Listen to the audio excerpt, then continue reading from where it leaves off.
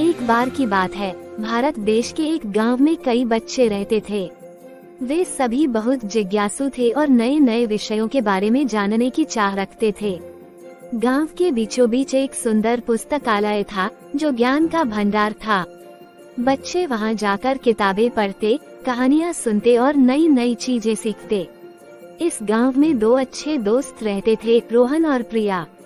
दोनों ही पढ़ाई में बहुत अच्छे थे और हमेशा कुछ नया सीखने के लिए उत्साहित रहते थे। वे नियमित रूप से पुस्तकालय जाते और वहां विभिन्न विषयों की किताबें पढ़ते। एक दिन रोहन और प्रिया ने भारत के बारे में पढ़ने का फैसला किया। उन्होंने भारत की विविधता, इतिहास, भूगोल, संस्कृति और भाषाओं के बारे में जानने के लिए अलग अलग किताबें चुनी।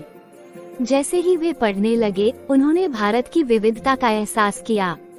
उन्हें पता चला कि भारत में अनेक भाषाएं बोली जाती हैं, हिंदी, बंगाली, तमिल, तेलुगु, मराठी, पंजाबी, गुजराती और भी कई। वे समझ गए कि यह भाषाई विविधता भारत की संस्कृति को और भी समृद्ध बनाती है। उन्होंने जाना कि भारत का इतिहास हजारों साल पुराना है, जिसमें महान सभ्यताएं, राजवंश और विद्वान शामिल रहे हैं। रोहन और प्रिया ने भारत के प्रमुख त्योहारों के बारे में भी पढ़ा, जैसे होली का रंगीन उत्सव, दिवाली की रोशनी और पोंगल जैसे कृषि त्योहार। उन्होंने जाना कि ये त्योहार भारत की संस्कृति और परंपरा का महत्वपूर्ण हिस्सा हैं और इन्हें मनाने के तरीके हर राज्य में अलग अलग हो सकते हैं। जब रोहन और प्रिया ने अपने पढ़ाई को खत्म किया, तो उन्होंने सोचा कि वे अपने गांव के अन्य बच्चों को भी भारत की अद्भुत विविधता के बारे में बताएंगे। उन्होंने गांव के बच्चों के लिए एक छोटा सा सभा आयोजित किया और वहां भारत के बारे में अपनी जानकारी साझा की।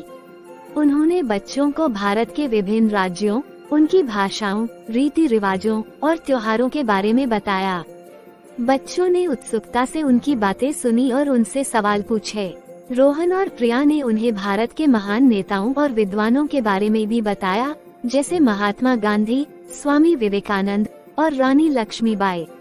इस तरह रोहन और प्रिया ने अपने गांव के बच्चों को भारत की सुंदरता और विविधता के बारे में सिखाया। इस कहानी से हमें ये सीख मिलती है कि हमें अपने देश की संस्कृति, इतिहास और विविधता को जानने और सम्मानित करने का प्रयास करना चाहिए।